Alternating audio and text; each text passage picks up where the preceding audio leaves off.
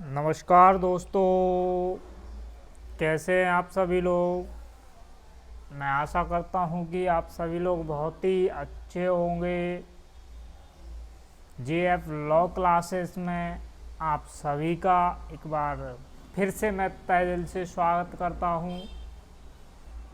जुड़ जाइए आप हमारे जेएफ लॉ क्लासेस पर, जो आप सभी के लिए आईपीसी के वीडियो लेक्चर निःशुल्क उपलब्ध कराए जा रहे हैं। तो आईपीसी के वीडियो लेक्चरों को सुनना ना भूलें।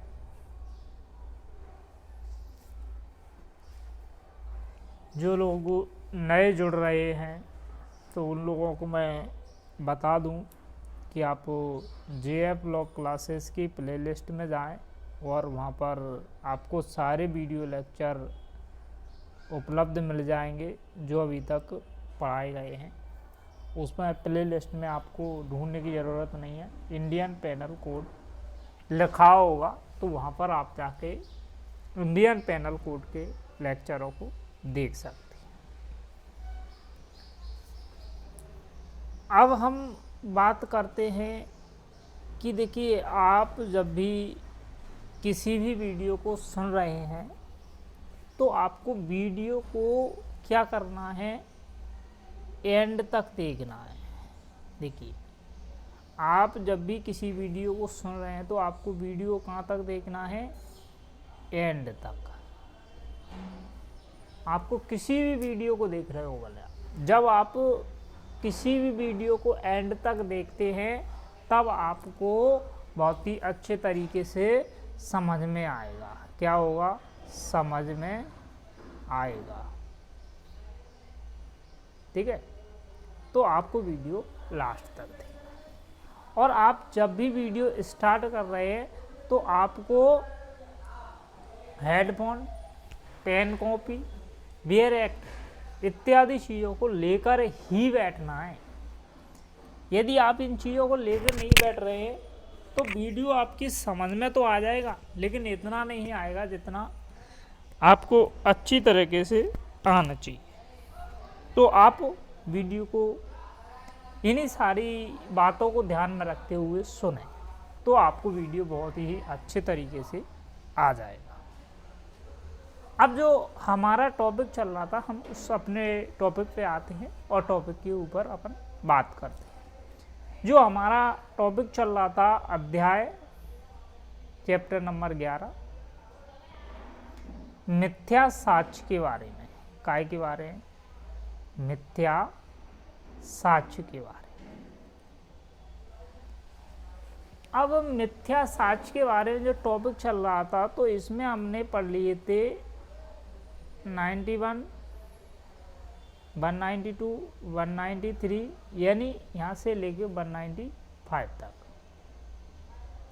ये सेक्शन हमने ऑलरेडी पढ़ चुके थे 2 वीडियो लेक्चरों में। अब ये जो अध्याय आता है, अध्याय 11, इसकी जो रेंज है 151 से लेके 129 ए तक, सॉरी 229 ए तक।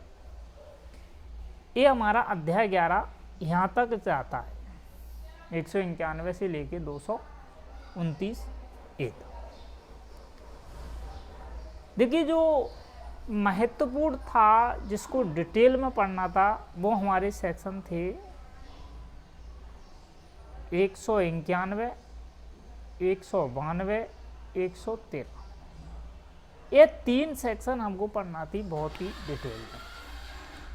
तो मैंने तीनों सेक्शनों को आपको बहुत ही डिटेल में समझाया, यानी पर्टिकुलर एक वीडियो मैंने 2 वीडियो 191, 92, 93 के ऊपर ही बनाए। अब जो सेक्शन हम पढ़ेंगे 94, 95 हमारे पढ़ गए हैं, 194, 195 जो पढ़ना था, जो मैंने वीडियो बनाई, ये आपको डिटेल में वीडियो थे। अब जो हम सेक्शन पढ़ेंगे तो ऐसे सेक्शन है कि इनके आपको कीवर्ड याद रखना है। मैं एक पूरे अध्याय 11 पर, यानी चैप्टर नंबर 11 पर एक लंबा वीडियो बनाऊंगा कीवर्ड वाला, तो आप उसको भी देख लेना। पहले मैं इसको डिटेल में बताता चलूँगा जो भी मेरे को पढ़ाना है इतना, और जैसे ही ये डिटेल ख़त्म हो जाएगा तो उसके बाद फिर मैं आपको अध्याय 11 की एक संक्षिप्त में, जैसे मैंने अध्याय 10 को कीवर्ड के तरीके से समझाया, इसी प्रकार मैं अध्याय 11 के ऊपर के कीवर्ड के ऊपर के किस तरीके से याद रखना है और कितना पढ़ना है, कौन कौन से सेक्शन पढ़ना है कीवर्ड के तरीके से, तो उसके बारे में आपको समझाऊंगा अध्याय 11। अब आज का हम टॉपिक अपना स्टार्ट करते हैं। अब हमारा जो 195 के बाद आता है हमारा 195A, ठीक है। 195A कहता है कि मिथ्या साक्ष्य के लिए किसी व्यक्ति को धमकाना। काय के लिए? देखो हमारा जो चैप्टर चल रहा है वो मिथ्या साक्ष्य के बारे में, मिथ्या साक्ष्य। तो आपको ये तो देखना ही नहीं है क्या कर रहे हैं। अब हमने इसमें बताया आपको कि मिथ्या साक्ष्य के बारे में धमकाना, क्या कर रहे हैं, मिथ्या साक्ष्य देने के लिए धमकाना। कौन धमका रहा है? कोई व्यक्ति किसी व्यक्ति को धमका रहा है कि आप मिथ्या साक्ष्य दे दें, मिथ्या साक्ष्य देने के लिए धमकाना। तो ये हमारा 195 में बताया गया है। देखिए मैं आपको पनिशमेंट के बारे में बता ही चुका हूँ कि पनिशमेंट आप किस किस सेक्शन के याद रखेंगे, और हम इतने पनिशमेंटों को याद नहीं रख सकते, तो हमको सिर्फ सेक्शन के बारे में पता होना चाहिए कि किस सेक्शन में क्या बताया गया, और जो पनिशमेंट महत्वपूर्ण होगा न्यायिक परीक्षाओं की दृष्टि से, तो उस पनिशमेंट को मैं बताता जाऊँगा, और अन्यथा मैं पनिशमेंट कम ही बताऊँगा। ये हमारा 195 खत्म होता है। अब आता है 196। 196 क्या कहता है? 196 सिर्फ इतनी सी बात कहता है कि किसी ने मिथ्या साक्ष्य दिया। क्या दिया? मिथ्या साक्ष्य दिया, और उस मिथ्या साक्ष्य को क्या करता है? उपयोग में लाना। मिथ्या साक्ष्य का क्या है? उपयोग में लाना। मान लीजिए कोई ए ने मिथ्या साक्ष्य दिया, तो उसके क्या उपयोग में आप न्यायिक कार्रवाई में लाते हैं, तो ये उपयोग में लाना। जबकि ध्यान रखना, जबकि जो मिथ्या साक्ष्य दे रहा है उसको पता है कि मैं जो साक्ष्य दे रहा हूं वो मिथ्या है, ज्ञात होते हुए। चलिए मैं 196 की आपको हेडिंग पढ़ के बता देता हूं। उस साक्ष्य का काम में लाना जिसका मिथ्या होना ज्ञात है। कौन से साक्ष्य को काम में ला रहे हैं? जिसका मिथ्या होना ज्ञात है। ये 196 प्रावधान करता है। अंदर पढ़ो तो पढ़ लो, नहीं पढ़ो तो कोई दिक्कत नहीं।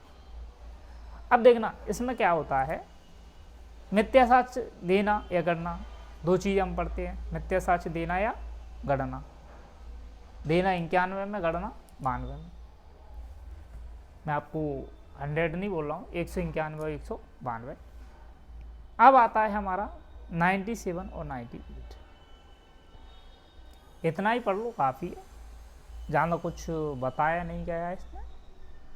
अब आता है हमारा 97 और 98। ये दोनों सेक्शन आपको पढ़ना है एक साथ। आप जैसे मैं लिखाता जा रहा हूँ उसी प्रकार को आपको लिखते जाना है। 97 और 98 देखना। अब इसमें क्या है, 97 और 98 में आप थोड़ा ध्यान रखें, ध्यान से पढ़ेंगे तो आपको समझ में आ जाएगा। 97 कह रहा है मिथ्या प्रमाण पत्र। क्या? मिथ्या प्रमाण पत्र जारी करना। क्या करना? मिथ्या प्रमाण पत्र जारी करना या फिर हस्ताक्षर करना। हस्ताक्षर करना, ये हमको 197 की हेडिंग कहती है। अब देखना इसको अब ऐसे समझते हैं। मान लीजिए ये एक व्यक्ति है और उसको पता है कि ये जो प्रमाण पत्र मैं बना रहा हूँ ये मिथ्या है, और वो अपनी अथॉरिटी का गलत फायदा उठाते हुए वह प्रमाण पत्र को जारी कर रहा है। तो ये क्या है? मिथ्या प्रमाण पत्र जारी करना, या जो प्रमाण पत्र को जारी कर रहा है वो 197 के अंतर्गत दोषी माना जाएगा। कौन सी धारा के अंतर्गत? 197 के अंतर्गत दोषी माना जाएगा। ये रही आपकी 197। अब मान लीजिए मिथ्या प्रमाण पत्र को किसी ने बना दिया। किसको? मिथ्या प्रमाण पत्र। ये मिथ्या प्रमाण पत्र है, बन गया और जारी कर दिया किसी व्यक्ति ने। अब इस व्यक्ति के क्या हुआ? हाथ लग गया। किसके? 198। तो ये व्यक्ति क्या करेगा? उस प्रमाण पत्र को उपयोग में लाएगा। क्या करेगा? उपयोग में लाएगा। किसको? मिथ्या प्रमाण पत्र को। मिथ्या प्रमाण पत्र को क्या करेगा? उपयोग में लाएगा।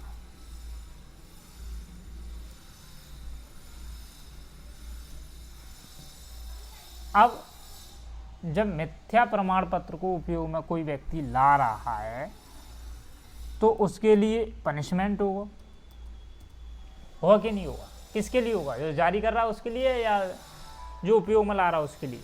जो जारी कर रहा है उसके लिए 197 में, और जो उपयोग में ला रहा है उसके लिए पनिशमेंट 198 में। समझ गए होंगे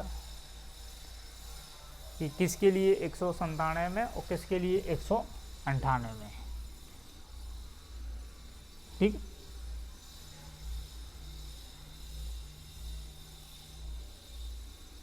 एक मिनट।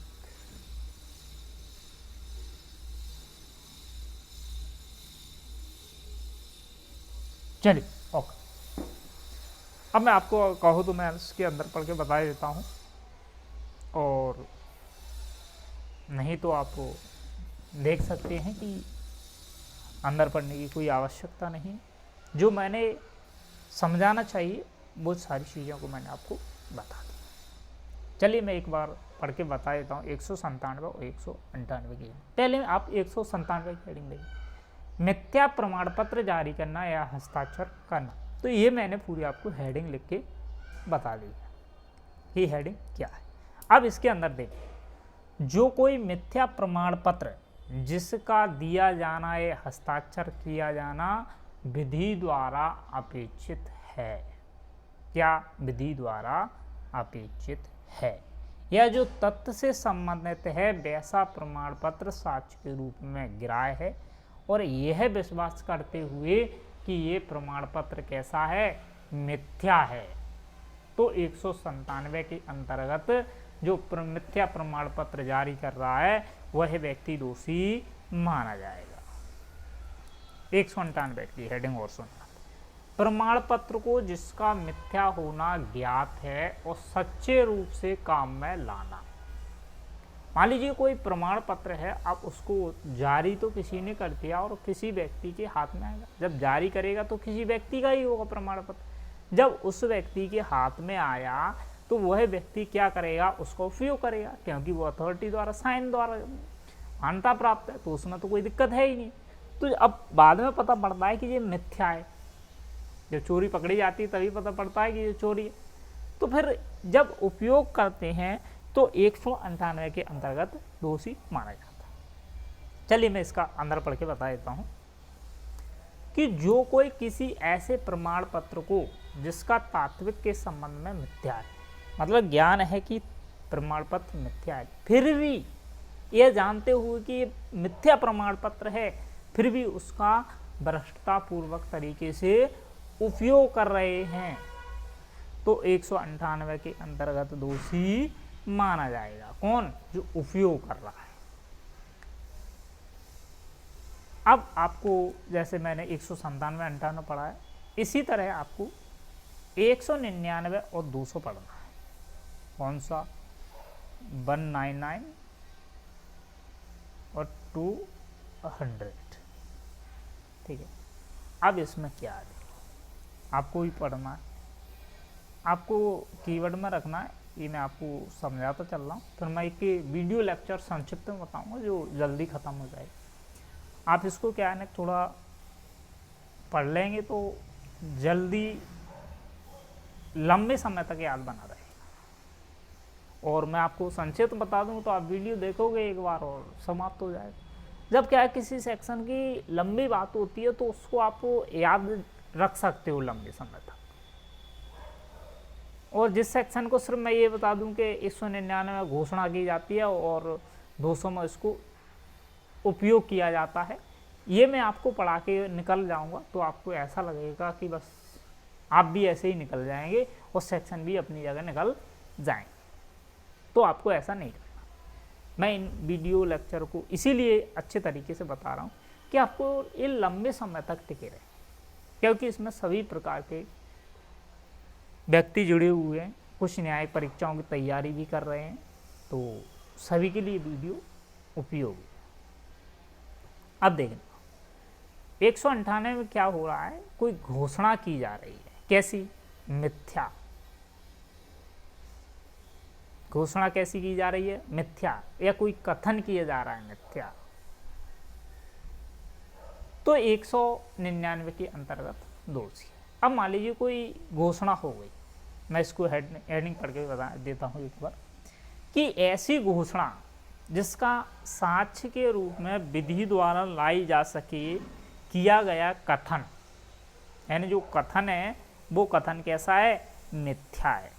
जो कोई अपने द्वारा की गई या हस्ताक्षरित की गई, या तो उसमें बोली गई हो कोई कथन, या फिर उसने घोषणा की हो हस्ताक्षर द्वारा, ऐसे तात्विक संबंध में कोई न्यायालय में, या तो न्यायालय में या लोक सेवक के समक्ष या प्राधिकारी द्वारा कोई ऐसा कथन करेगा जिसके संबंध में तात्विक है, ऐसी घोषणा के लिए मिथ्या विश्वास है, उसे विश्वास नहीं है कि यह प्रकार है, तो मिथ्या घोषणा के बारे में आपको 199 के अंतर्गत दोषी माना जाएगा, जो घोषणा कर रहा है। अब उसी घोषणा को जस्ट जैसे हमने 197 और 98 पढ़ा, इसी प्रकार आपको 199 और 200 पढ़ना है। वैसी घोषणा हो गई और यहाँ पर इसका हो रहा है उपयोग। जो कोई व्यक्ति उपयोग में लाएगा तो वो धारा 200 के अंतर्गत दोषी माना जाएगा।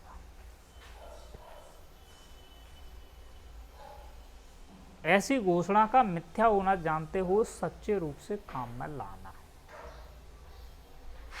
तो सच्चे रूप से काम में लाना यानी जो उपयोग करेगा वह 200 के अंतर्गत दोषी माना जाए।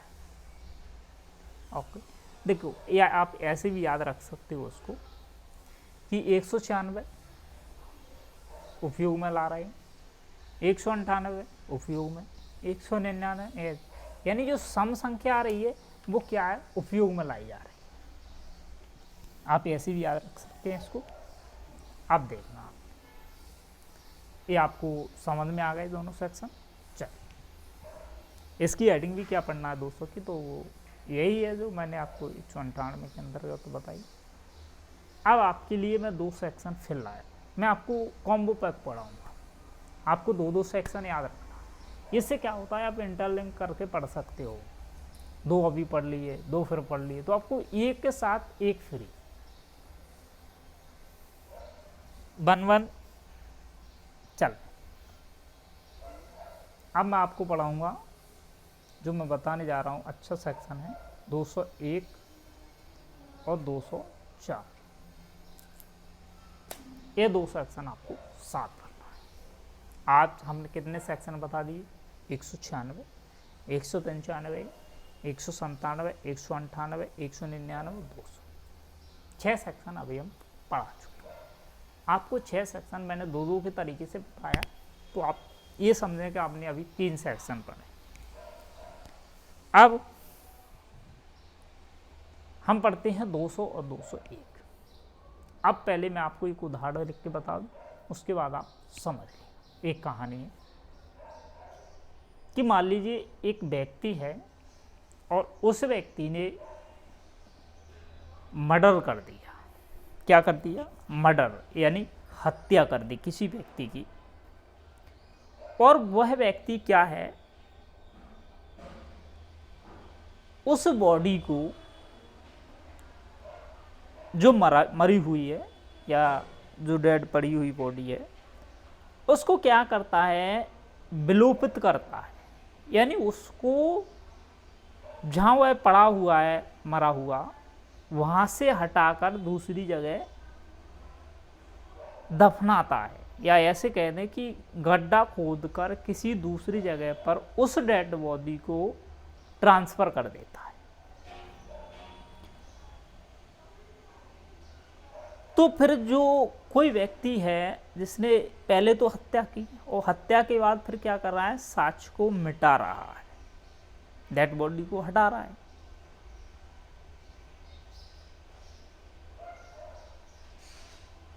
तो ये 201 के अंतर्गत दोषी माना जाएगा। अब मान लीजिए क्या है, थोड़ा इसी कहानी को मैं आगे ले लेता हूं। अब मान लीजिए जो इस व्यक्ति की मृत्यु हुई उसके पास था मोबाइल, और उस मोबाइल में उसकी हत्या के संबंध में सारे रिकॉर्ड उत्पन्न थे, video recording, audio recording, call पर बात हुई, कैसे कैसे मारना है क्या, जो सारी विधिवत बातें थी तो उस मोबाइल में थी। और वह मोबाइल वहीं पर यानी जहाँ पर उस व्यक्ति की हत्या हुई उसी के साथ में था। तो उस मोबाइल को भी जब्त कर लेते हैं कौन, जिसने हत्या की है वह व्यक्ति, तो वो 104 के अंतर्गत दोषी माना जाए। यानी अब आपकी थोड़ा बहुत समझ रहा हूँ तो सीधी बात करें हम तो बात यह है कि इसमें क्या है, साक्ष्य को मिटा रहा है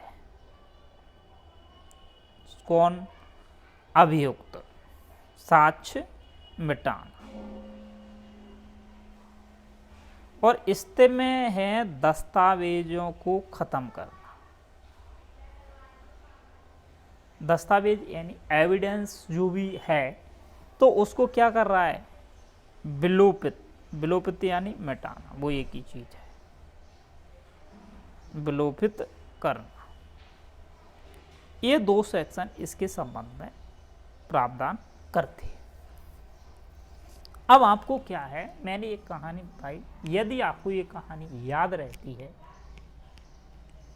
तो आप 201 और 204 के बारे में थोड़ा समझ सकते हैं बहुत ही अच्छे तरीके से। अब मैं आपको इसको हेडिंग की ओर लेके चलूंगा कि 201 क्या कहती है और 204 क्या कहती है। अपराध के साक्ष्य का विलोपन। साक्ष्य का विलोपन यानी साक्ष्य को मिटाना, हटाना, ये सभी इसी के अंतर्गत आता है। या अपराधी प्रतिच्छादित करने के लिए मिथ्या इतला देना। देखना, अब प्रतिच्छादित मतलब होता है अभियुक्त को बचाने के लिए, अपराधी को बचाने के लिए। अपराधी को बचाने के लिए कैसे, अब आप समझें। मान लीजिए ए ने बी को हत्या करते हुए देखा, ए ने क्या है, बी को हत्या करते हुए देखा और देखा कि उसके सिर में गोली मार दी और उसके ऊपर से ट्रक गुजार दिया गया जिसने गोली मारी, सिर में गोली लगी और उसकी हत्या हो गई। और जो व्यक्ति देख रहा था उसने कथन दिया कि इस व्यक्ति की जो मृत्यु हुई है वो ट्रक के एक्सीडेंट के कारण हुई है। क्या किया, इसने गोली देने वाले को बचाया, प्रतिच्छादित किया। समझ गए प्रतिच्छादित का मतलब उसको बचाना। और इतला कैसी दी कि ट्रक के एक्सीडेंट से हुई, जबकि पहले गोली दी उसके बाद उसको ट्रक चढ़ाया जानबूझकर। तो ये 201 के अंदर दोषी माना। अब आप इसमें देख लें, जो कोई यह जानते हुए या यह विश्वास का कारण रखते हुए किया गया है कि उस अपराध के साक्ष्य का विलोपन इस आशय से करता है कि वो वैध रूप से कोई अपराधी व्यक्ति बच जाए। ये 201 आपको इतना ही पढ़ना है, आगे तो पनिशमेंट दी गई। अब आ जाओ 204 के ऊपर। 204 कहता है कि साक्ष्य के रूप में किसी दस्तावेज या इलेक्ट्रॉनिक दस्तावेज, इलेक्ट्रॉनिक डॉक्यूमेंट, ईडी लिख दो, ओके, डॉक्यूमेंट्स या इलेक्ट्रॉनिक डॉक्यूमेंट रिकॉर्ड, अब पेश किया जाना निवारित उसको नष्ट करना। तो मैंने क्या कहा, वो उस मोबाइल को नष्ट कर दिया गया, तो उसने क्या किया, दस्तावेज को मिटाया। ये 204 के अंतर्गत दोषी माना जाता है। चलिए मैं इसको अंदर पढ़ के बता देता हूँ। आप भी यदि आपके पास वेयर एक्ट है तो आप भी इसी तरह रीड करते रहें, जिससे क्या होगा कि आपकी समझ में आना चाहिए कि मैं किस तरीके से पढ़ा रहा हूँ। मैं आपको वेयर एक्ट की लैंग्वेज नहीं पढ़ा रहा हूँ, मैं आपको समझाने की कोशिश कर रहा हूँ कि आप वेयर एक्ट को, मान लीजिए मैंने आपको समझाया और उसके बाद जब आप वेयर एक्ट पढ़ा तो आपको समझ में आया कि यार पढ़ना कैसे है। तो इसलिए क्या है, मैं आपको समझा भी रहा हूँ और वेयर एक्ट की लैंग्वेज भी पढ़ के बता रहा हूँ, जिससे क्या होगा कि आपको वेयर एक्ट की लैंग्वेज भी पढ़ना जाएगा और आपको समझ भी आसानी से आ जाएगा। तो जो कोई किसी ऐसे दस्तावेज को 204 निकाला है 104, तो जो कोई ऐसे दस्तावेज को या इलेक्ट्रॉनिक अभिलेख को छिपाएगा या नष्ट करेगा, क्या कर रहा है, वो नष्ट कर रहा है। विलोपित यानी विलोपित करना, नष्ट करना, छिपाना, सभी एक ही उसके अंतर्गत आते हैं। ठीक है, नष्ट करेगा। जो न्यायालय ऐसी कार्रवाई को लोक सेवक के समक्ष वैसी पेश करने के लिए निवारित करने की आस से ऐसा कार्य करेगा तो 204 के अंतर्गत दोषी माना जाएगा। क्या किया जाएगा, 204 के अंतर्गत दोषी माना जाएगा। समझ में आ गया होगा आपको। तो आज का वीडियो लेक्चर में हम इतना ही रहने देते हैं, आगे हम इस क्लास को कंटिन्यू करेंगे। और यदि आप लोगों को वीडियो पसंद आया है तो वीडियो को लाइक कर देना, और यदि कोई समस्या है या कुछ समझ में नहीं आया है तो कमेंट बॉक्स आपके लिए खुला हुआ है, आप कमेंट कर सकते हैं। और चैनल सब्सक्राइब तो आप लोगों ने कर ही लिया होगा, क्योंकि JF लॉ क्लासेस आपके परिवार का, या आप JF लॉ क्लासेस की एक परिवार के सदस्य हैं, तो सब्सक्राइब करने के लिए तो कोई ज़रूरी नहीं है। और जो नए जुड़े हुए हैं उनसे मैं एक बार फिर से कहना चाहूँगा कि आप लोग जो पिछले वीडियो नहीं देखे तो आप पिछले वीडियो देख लें। आपको JF लॉ क्लासेस को सर्च मारना है और वहाँ पर प्लेलिस्ट में इंडियन पेनल कोड की जो प्लेलिस्ट है उसमें आप जाएंगे तो सारे वीडियो लेक्चर उपलब्ध मिल जाएंगे। तो देखते रहिए हमारे IPC के लेक्चरों को। आप सभी ने हमारे वीडियो को पूरा देखा, इसके लिए बहुत बहुत धन्यवाद।